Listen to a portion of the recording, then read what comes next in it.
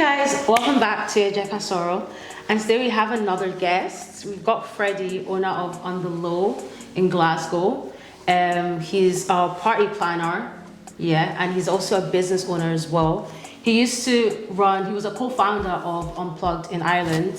He has had a couple of events the past couple of years, years? Would I say years? Yeah, years in Glasgow. He's had some people, I know Tenny, he did something with Tenny. Tenny came to Glasgow, and what's the other lady? I can't remember her name. She's like, I have something. Yeah, her. Yeah, her as well. But Freddy is actually making a name for himself in Glasgow, Scotland. Like, people are literally traveling from England, like all around, just to come for his events. That's how you know that something big is happening here. Just give us a little brief about yourself. So I'm definitely involved in the entertainment business. My background is science, pharmaceutical science, and kind of medical device science. I do a lot of modeling on the side. Then it's just overall events planner by night. So I have a company called On The Low. I hope everyone has heard about it or have gone to the events. And I'm just expanding it in as many ways as I can, trying to definitely bring that Afro music culture back to Scotland, because I know it's been there, it's just been dormant for a while. So so when I moved here, I felt like there was a need for a vibrant energy, I guess. Yeah. So before you moved to Glasgow, you lived in Ireland. Is that where you studied all your? Yeah. So I did both my bachelor's in Dublin. Yeah. Right. Because obviously coming over to Glasgow and being in a place where it doesn't feel like there's a lot of diversity over here. There's probably more in England, London. There's so many events, so many Afrobeats. And the time I've lived in Scotland, and I've been here for probably 14 years, I have never been around like a place where they actually played proper Afrobeats. Unless you're in an African party, like your aunties and uncles, that's the only time you're ever gonna hear anything like that. But what made you decide to come over here and bring something like that? And why did you leave Unplugged in Ireland to come over here to start your own thing? Okay, so Unplugged was kind of a collective thing from from friends actually, from different unis. So we came up with an idea to bring all the unis together for kind of a dance competition, because there was a lot of people in Ireland that dance. They still do. However, because of the COVID, it really just kind of peaked down, and it was to a point where we were actually getting at our peak. So that kind of fizzled out. Hopefully, it will get back up together, but that kind of fizzled out. And then I moved over here to do a master's, and generally I wasn't even thinking about events or nothing, but I wanted to go out. I wanted to enjoy myself, have fun, and people took me to kind of the local places, Kokomo and Blue, all of those places, and they just weren't off for me. They didn't ginger my spirit. You know what I mean? So I was like, you know what? I've had experience bringing people together. I enjoy kind of the hospitality side of events. Let me see what I can do here. And it was a thing whereby I knew so many people in the game that it would be stupid not to kind of go into that game. Do you know what I mean? So use my connections. So then that's how it started, and I felt just that the scene was boring. Let's be honest, the scene was boring. To be honest. And I don't know, I bet you've probably done it in the past where you're just like, you know what, I'm going to go to Manchester. I do. London. I don't ever go to any events in Glasgow, I'm not going to lie. I've seen you at a couple of events. Which events? Please. Wait, what events? Because the only events that I go to is the ones in London. Thank you. But like the events I go to in London is never like clubbing, is just more like salsa places, just because I don't like, this is just the uncles, like the uncles just, it's just annoying. I don't need that energy. I just want to have fun, and I don't want to have sugar daddy, no. It's scary. That is very scary. But like obviously when you decided that you wanted to do something like that, how did you go about it? Because obviously, did you know people in Glasgow when you first moved or? Yeah. So it's a crazy story because when I came here, the first person kind of in the scene, the first two people that I kind of met in the scene were Adriano on drums. Yeah. And since then, you know, they've been like brothers to me, Jamin. And I've always tried to include them in the game. And I've true on the low, true, you know, Afrowave. I've seen them grow into like even better DJs, even better people. So that's how, you know, I kind of got into knowing the DJs or knowing the kind of rap music and stuff. And then it was all about just doing market research on venues, doing market research on people. I love asking, where do you go out? When do you like going out? This, that, and the other. Just compiling all the information together, building a brand around it. The Afrowave brand. I don't know. I'm usually good at coming up with like names. So that Afrowave was a nice name, and I was just able to kind of build kind of a brand around that logo that made sense. And then when that kind of dissolved, I built kind of on the low to describe more of partying on the low, but not actually partying on the low. Because a lot of people know about on the low. Yeah. But a lot of people don't know about on the low as well. But if you know about on the low, you know about on the low. Yeah. You know what I mean? And, you know, again, like I said, it's just about bringing the right people together, the right music, and, you know, making memories. And that's what it's been like. So when you said that Afrowave kind of like fizzled out, like when that's fizzled out, how did you get that motivation to start something back up again? Because most people, when you start something and it doesn't go well, you tend to just give up. Yeah. I guess it was the way it fizzled out. So without going into much detail, you know, I knew I could do it again. I mean, and I knew that people still needed this. I mean, despite that Afrowave fizzled out, people still need entertainment, enjoyment, you know, a place to be able to call up a few friends, be like, oh, I'm going here, let's have a few drinks, let's do this, let's do that, and create memories. So my motivation kind of plugged into that to not stop really. And, you know, What would you say then that makes you stand out, especially because to be honest, like you are really the only one that I can say that is doing something in Scotland. I don't really know. There's a lot of people in the game. But the thing is, like, I don't know that. The thing, a lot of us, like, if you were to ask, like, if there was an event, if one of my friends was to come over to Glasgow or to come to Scotland, the first thing I probably would say is On The Low, because that's something that is well known and is.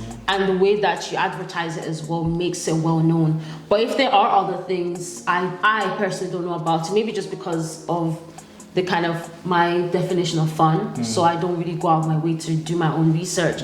But what would you say then that makes you stand out? Or what would you say that there's certain things that you've taken from other entertainers in England that you brought over here? I would say it's definitely that. So I definitely, and I feel like all promoters should definitely look to go outside Scotland, go outside, you know, the district and see what other promoters are doing.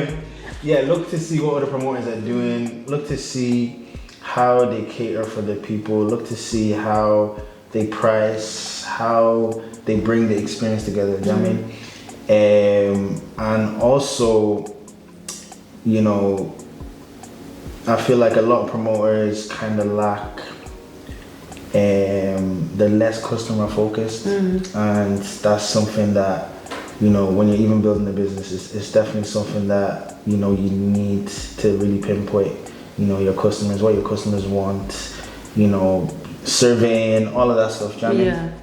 And then my personal touch is just the Freddy sauce, like, do you know what I mean? It's the Freddy sauce. My gosh. It's just creativity. It's just creativity. Like I said, I've been in I've been in the events game for a while. Do you know what I mean? If I'm not actively involved, I'm somewhere in the sidelines. Do you know what I mean? And just everything has just always, worked in my favor. God has really just placed me with a lot of destiny helpers. A lot of people that I've been able to network with, that I've been able to see, okay, this is what the game is like, this is how you should do things. And then from there, it's just been up. Right, so how would you navigate, like you just mentioned that God has been a part of like every step of what you've done. For somebody looking in, they would probably say like, how are you able to navigate being a Christian and having like a business that is like a nightlife kind of thing? What would you say about that? It's not easy. It's not easy. I would definitely tell, whoever is, in a similar boat as me, a Christian and also involved in the entertainment and the party life, to really seek first God first and God's word, and definitely do not allow other people's words to kind of influence your choice. Do you know what I mean? Because at the end of the day, I know that I'm not doing this in order to get people drunk, to get, you know what I mean? Or I'm not doing this for bad intentions. You know what I mean? I want to be able to bring entertainment to Scotland, be able to bring artists that, we would travel all the way to different other cities to go and listen to, bring them here. Do you know what I mean? Be able to build that relationship whereby these, like, people are able to listen to music. Do you know what I mean? I don't want to always to be in like a club or to be like a clubbing scene. Yeah. That's why I've experimented with having like day parties. I've tried like, games nights. I really want it to be, at the end of the day, a community. Yeah. Do you know what I mean? A community of people that just want to be able to be entertained. Do you know what I mean? So how would you say that your Christian journey has been starting this? Because there will be a lot of struggles. Like when you're surrounded by people in like a nightclub or whatever environment it is, there's obviously a lot of temptation as well. So how are you able to kind of like say, no, this is like, how are you able to like say no to those kind of things?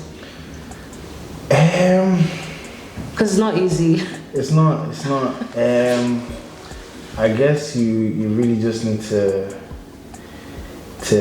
know who you are, to know your limit. If you're really going out to get drunk, I feel you should stay home.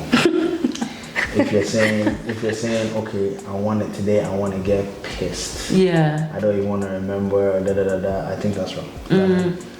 Go out, have a good time. For me, 1 or 2 drinks, a little alcohol, I think is okay for the body, but do not go extensive. Do you know what I mean? Do not go extensive. Try not to be the one that, we're seeing with makeup all over your face because you have kissed one girl. Hey! I mean, don't be that guy. Pressure is getting worse. No, don't be that guy, because I've seen, definitely, it's, let's be honest, it's called Ejekasoro now. Let's be real. It happens. But just keep it calm. Just go to enjoy yourself. Don't do the most. What's it really? But it hasn't been easy, sha. And obviously, like, if you're giving somebody advice in their walk of faith, like, and is somebody who is just starting early on, would you recommend them going to these kind of events? Because I feel like if you're an early Christian, there's so many, or baby Christian, if you want to call it, there's so many things that you have to remove yourself from in order for you to go stronger. So what would you say to someone who actually loves stuff like that, or who used to love that and then they're trying to like rebuild their faith and then they feel like they can't go to these things? Like, it's hard. You really need to understand that you know, too much of something is not good for you. You know what I mean, too much of going out is not good for you. And you know, I wouldn't recommend, you know, as a baby Christian to be fully focused on going out, because like I said, there's temptation. But definitely be able to be in a place whereby you know that even if I was to go into this environment or into this scenery, I won't be tempted to do the most. You know what I mean? I can go and, you know, have a couple of drinks with my friend, whether they're drinking and I'm just having Sprite or Fanta. You can do that. You know what I mean? It's not mandatory that you have to drink while going to a club, or you have to drink at a day party or a night party. That's not it at all. You can control yourself. The same way that I do not think it is bad to have 1 or 2 drinks, you know, at a party either, as a Christian. That's just me. But yeah, baby Christians, you know, stay away, because your head is still not strong enough. Yeah, I think it's knowing your limits and knowing that if there are certain things that you know that, oh, I'm really weak in this area, don't go and tempt yourself and put yourself in those situations that you're not going to regret it, and then you're going back in cycles again. Would you say that it was a struggle as a Christian, like, to live the uni life? Like, oh yeah, 100%. I feel like, so like I said, I remember where the point I was coming from. So strict parents. You know, my mom really molded me into this is the way. Study, finish primary, finish secondary, finish uni, I was kind of even directed more into science through her. But then on the other side, you know, as a Christian, you will then see either friends or you'll see other people doing other stuff that, and first of all, that are either not Christian-like or they were not forced to do that. You know what I mean? And it's very hard. However, I feel like, you know, as a person, you need to be able to, you know, have a sit down with yourself and know what is it you actually want, what is it, you know, you want to do. You know what I mean? And let it be, let it move accordingly. So do not make it, you know, drastic to the point whereby it's unrealistic. Do you know what I mean? Have realistic goals. Do you know what I mean? Time them correctly, and you know, if you do have to have a chat with your mom or your dad and say, look, you know, I appreciate, you know, the support. I appreciate the backing. However, this is what I want to do. If you have like a gently calm sit down, this is what I want to do, and explain why you want to do it. That you have thought about this is where I want to be, this is how I'm going to get there. Then they should be at a reasonable point whereby they're like, okay, go ahead, we have your full support. That's after you do all your master's and PhD. No, I'm messing. literally. No, I'm messing. Do it as early as you can. Definitely talk to them as early as you can. Because you don't want to be in a position whereby it's too late. And just see how it goes from there. Do you know what I mean? Yeah. So how do you manage your business and your work as well? Because you said you've graduated from uni. And do you work full time? Yeah. So how do you manage that in doing your business as well? I don't manage. I don't manage. See, my head there is on fire 24/7. 24/7. No. You know what? Sometimes I ask myself this a lot of the time. And you know, I've had interviews whereby I'd mention what I do on the side, and they'd be like, do you think you can manage doing this upon this? You know what I mean? And I feel like it's hard. I feel like I make it look easy, but it's ridiculously hard. At the moment, on the low is just me. Is it? You don't have anyone like? No. Hey. I want people. Yeah. So if anyone's seeing this, apply to on the low. Send it. If you want to join the team, the team is great. But yeah, it's just me. I'm a I would like to say I'm a perfectionist. I would like to say if I can do the job, I need to make sure that the person in my position can do it times 10. Yeah. If that is their job. Do you know what I mean? So that's the only thing that's been holding me back.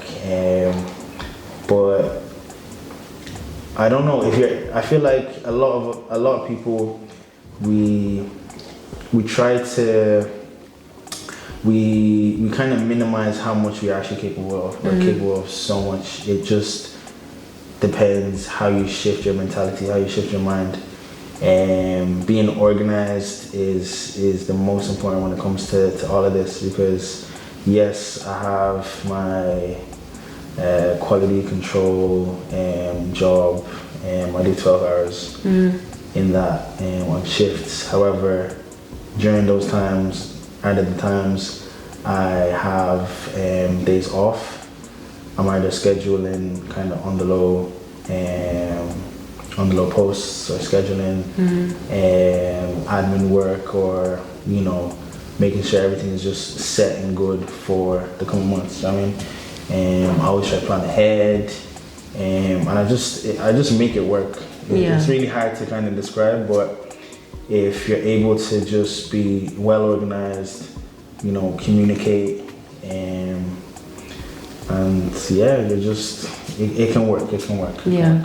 What would be the advice you would give people who are starting a business? Like, what are the top 5 things you would give them? Ooh, that's a good one. Top 5 things to starting a business. The top 5 things I would say, I've already put them in order, or else I'm just gonna go all over the place. Top 5 things I would say when starting a business is, firstly, know what business you want to do. So know what key area you want to go into. Second of all, ensure that either your product or your service is in demand. After, I would say, make sure you build a proper brand image for that brand. I would then say, make sure you're able to market it, because marketing is very important. And then I would also just say, experiment, have fun, and trial and error. Don't be afraid of mistakes.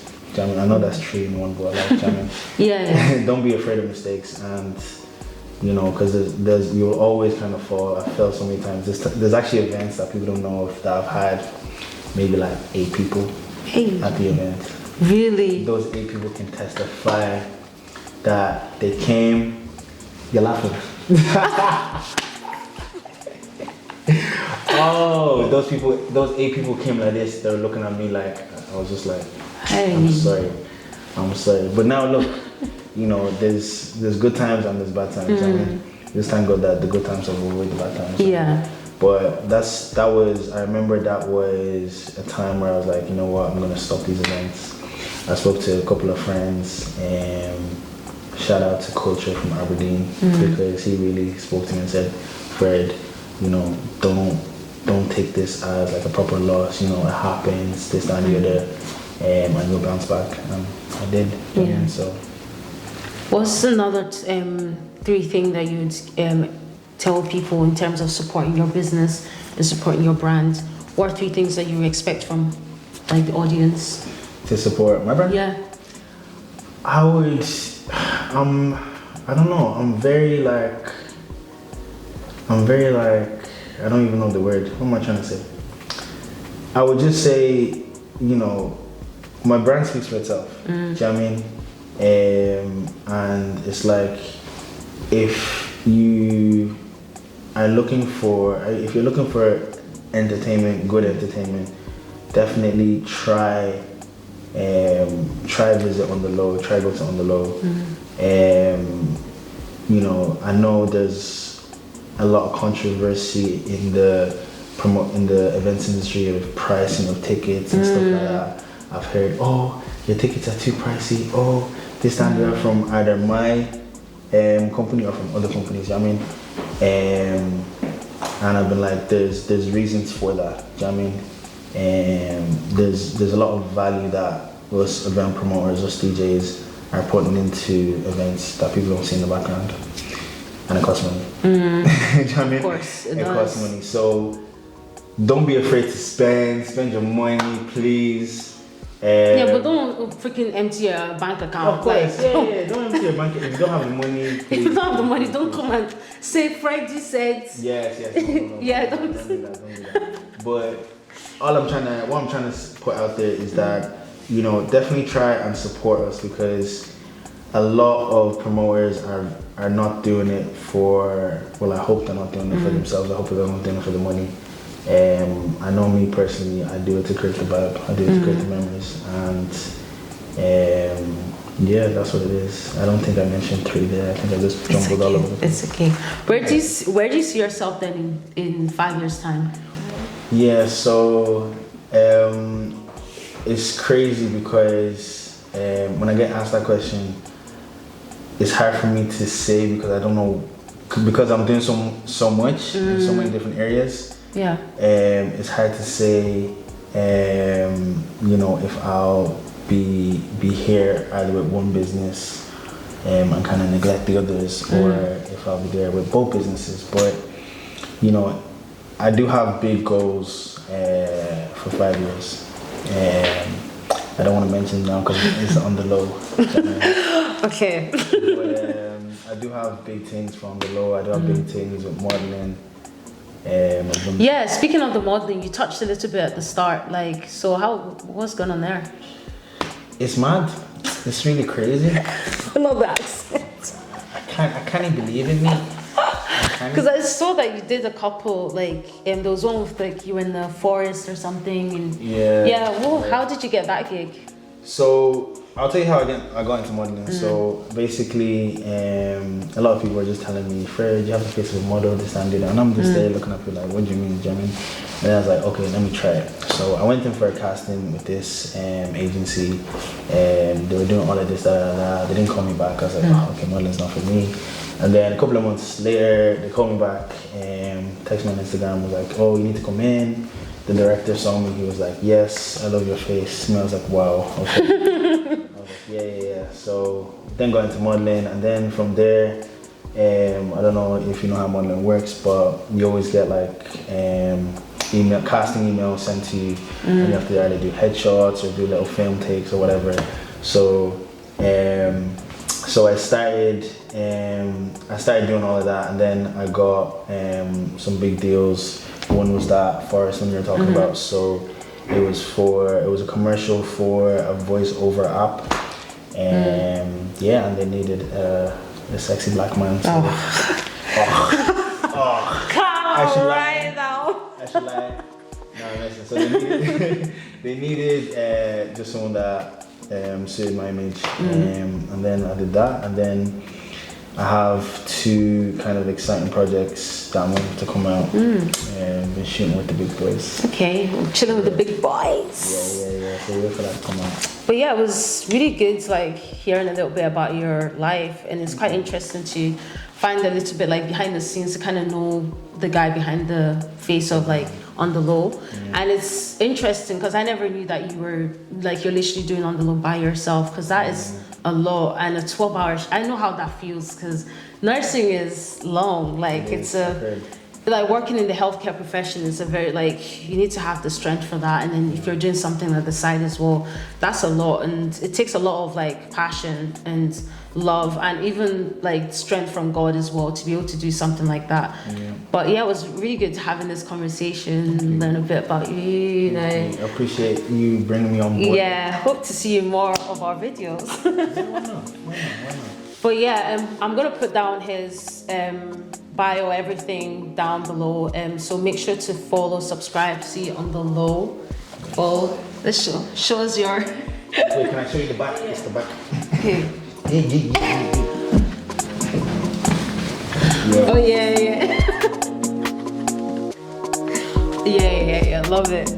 But hope you enjoyed this episode, and we'll see you guys in the next one.